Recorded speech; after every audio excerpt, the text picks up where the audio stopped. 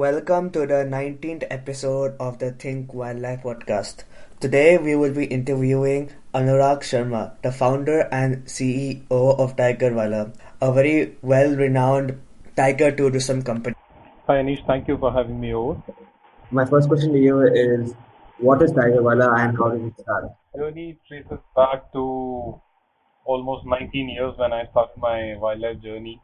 When I started going to forests for the first time, of course, as a tourist, and then slowly and gradually the interest in tigers grew. And somewhere around 2010, I started writing a blog by the name Tigerwalah on Ranthambore and Ranthambore tigers. So this is basically an information portal where you could find the latest updates from the world of tigers, what's happening, which zones are best to visit, which tigers are sighted, which are those tigers, what is the lineage of all these tigers. And this is mostly out of my own academic interest that if I wanted to travel to a park, I would want to gather as much as information possible before I visit them.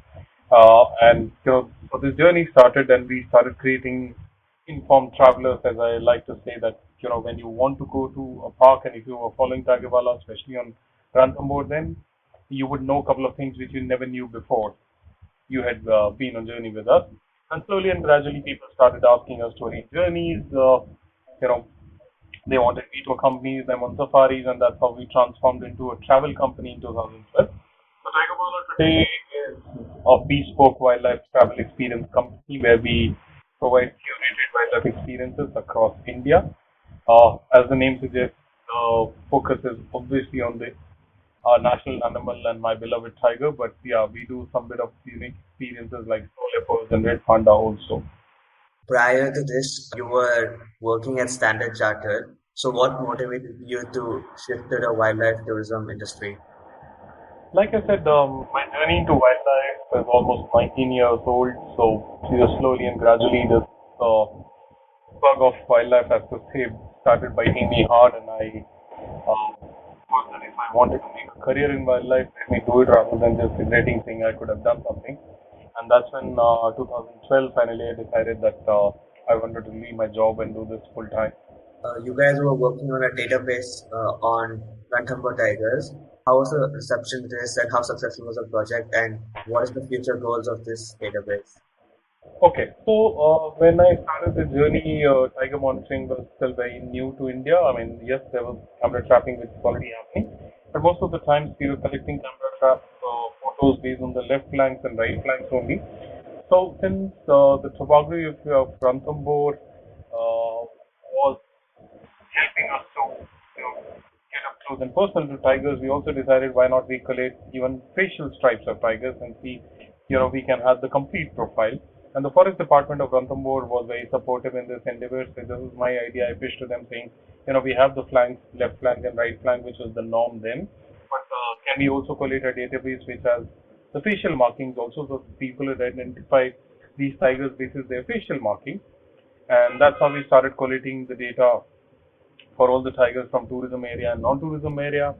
And also a part of this project was to keep a track on daily movements of these tigers wherever it was known and possible in terms of direct sightings and not tracking reports where somebody sighted a pug mark, we couldn't count it, but a direct sighting if it was sighted. So it was focused mostly on tourism area where safari guides and drivers and also the tourists could give us an update saying this sighting had happened on a particular area. So there were two objectives. One, there was an objective that since we all know tigers are territorial, uh, the idea was to figure out if there is a pattern in the movement across territories. Can we predict that this particular tiger who has this defined territory has a frequency that he would visit a specific area of his territory every 3 to 5 days? Apart from that, the objective was also to figure out that if a regular tiger was very regularly sighted, and if it was not sighted for a very long day, there was something unusual. And it uh, was not bad news only always, because there could be a female which was pregnant and she's giving birth somewhere.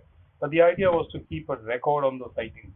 Also, this database captured the first sighting of tigers and also who could their probable mothers and fathers were, and we started seeing benefits of this database when we had almost 22 cubs in the park, and we were looking at dispersal, and we knew there was not enough space in the park and they would disperse subsequently out of the park. So we back to this database, identify the tigers which were turning into subadults that particular year, the areas in which were born, and where likely they were dispersed. We would know that the male tigers normally do not stay in the same area where they were born. So we could basically map out that these are the potential areas from where they will disperse, and this is the likelihood of where they could go. So this is helpful to the forest department in managing human-wildlife conflict. Okay, thanks for that. It's a very good initiative. At Tigerwalah, how do you ensure that the locals also benefit from your wildlife tours? See, this whole wildlife tourism business is supported by locals only. Without local support, you cannot run this business. So all our safari guides, drivers, naturalists, taxi drivers, all are local people. They are not from outside. You would know that the forest department norm only allows locals to become guides and drivers in the park. So, that one is initiated by the forest department and supported by us. Most of our naturalists are also not, from my high-end institutes, but these are people who have worked with us for 8-10 years, joined us as guides, and slowly and gradually, have groomed themselves to become naturalists, and they're all getting benefited out of it. So this is a purely local-based enterprise out of which only 2-3 people, if I could call myself a non-local, but I spend more time in Ranthambore and any other national park as compared to a city, so I'm also more of a local.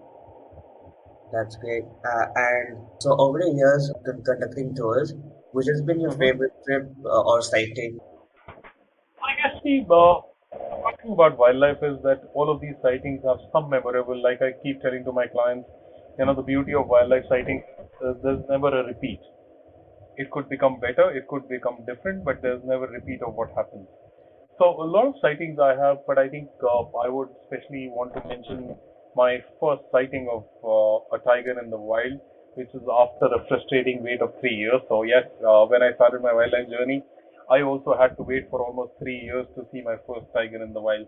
And that was none other than the legendary tigress Machli, which is very famous, and I'm sure you would know about her. She was a celebrity from the world of tigers and especially Ranthambore. So after a wait of 3 years, I finally got to see her with her cubs. So I think definitely that was the most memorable sighting of life so far. I mean, there are plenty of them, and I could just go and talking about them. But I think if I had to pick one, this would be the first. In 2010, the Supreme Court banned all tourism within the core of tiger reserves.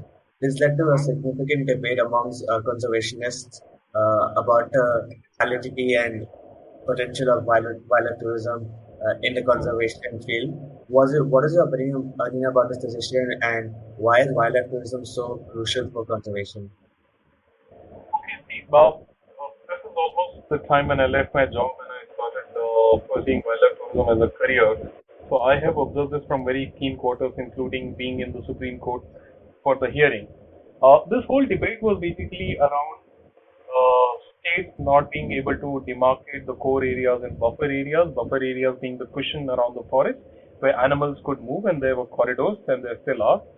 So the Supreme Court was only wanting them to denotify the core and the buffers in the jungle. When the state forest department failed to comply, the Supreme Court got irritated and they decided to put a ban, so to hurt where it hurts the most, and then people would comply. There was never a talk about so much so of pressure of tourism, because anyways tourism has always been regulated. It is regulated to the number of hours you can go inside the jungle. It is regulated to the number of jeeps which can go inside the jungle.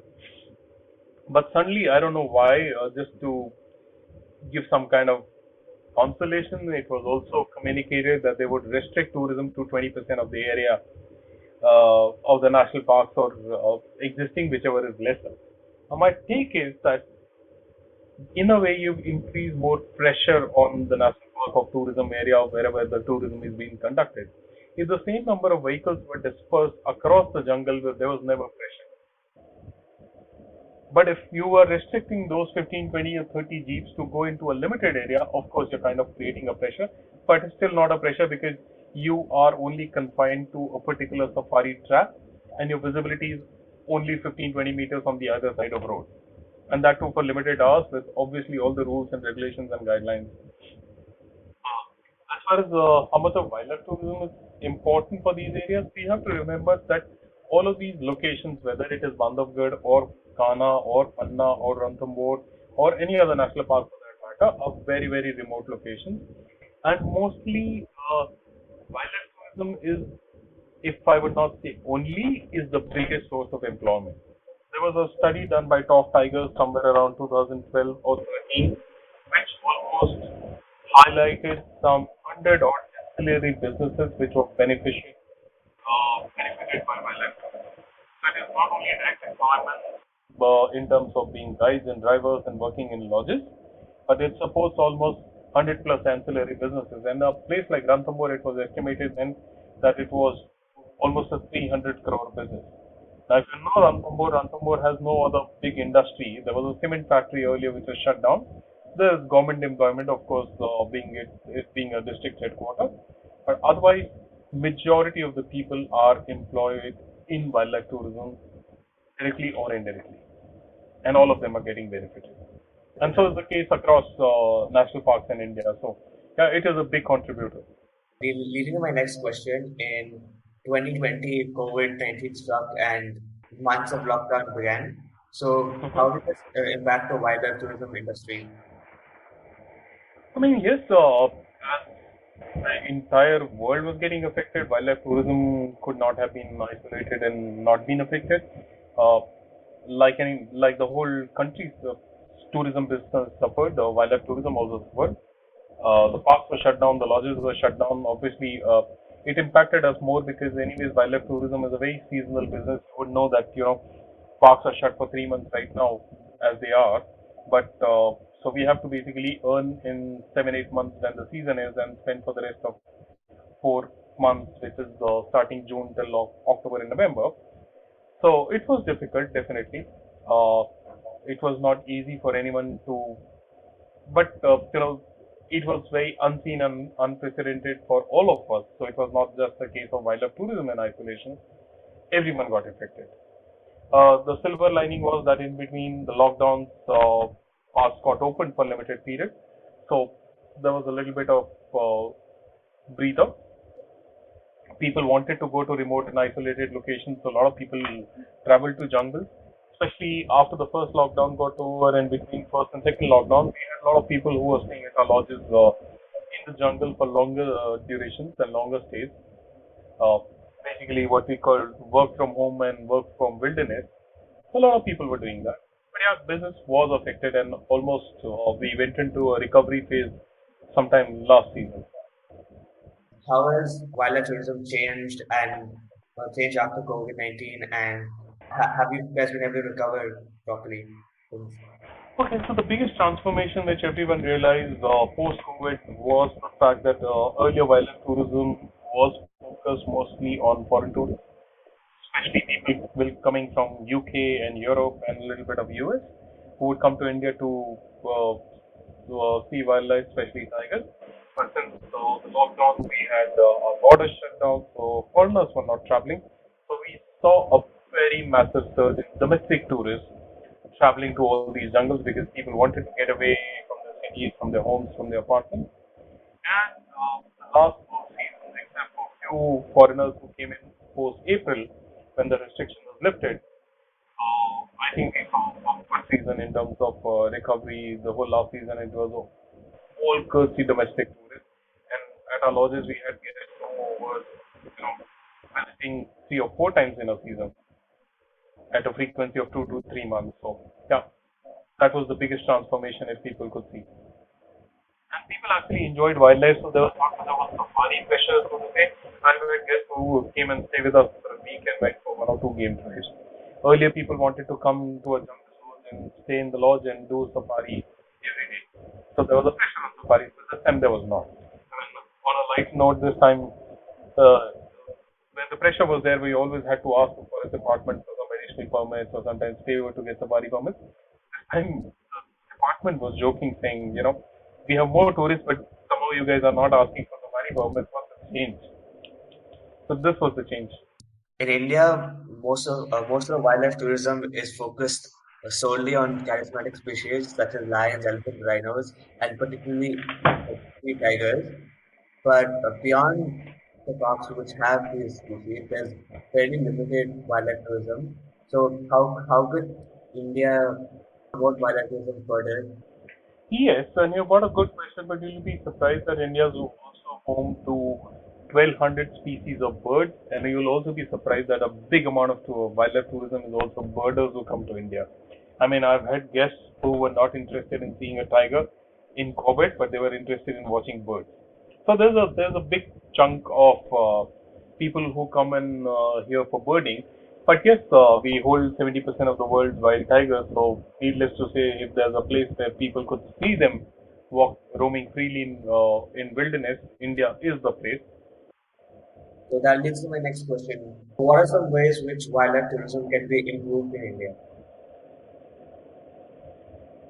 I mean, see, so I think India is a very large country with very large population.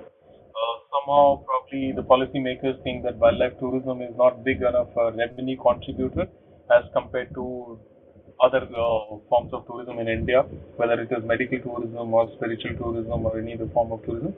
But yeah, infrastructure is something which we need to increase. I mean, even today, you look at it, we have 53 tiger reserves in India, but tourism is majorly confined to, let's say, 10 odd national parks or tiger reserves only, which are the prominent ones, which is Corbett, Bandhavgarh, Kana, Panna, Pinch, Tadoba, Satpura, and all. But the rest 40 of them either hardly get any tourists or the numbers are very less, which is also to do with the fact that infrastructure is not supported. For example, Dudhwa is a beautiful jungle, beautiful landscape. It has rhinos, it has elephants, it has tigers, it has so much of rich biodiversity, but hardly a handful of foreign tourists go there. And it's mostly because of the fact that the infrastructure, whether it is access, whether it is the accommodation, is not appropriate. So only thing which we can do is either we can distribute the existing traffic if we increase infrastructure, or we can increase traffic by increasing infrastructure in these places and start offering them as a destination to clients instead of people just going to places like Ranthambore or Bandhavgarh or Corbett. Thank you for that. That is my last question. Thank you so much for being a part of this. Absolute pleasure. Thank you so much for having me here.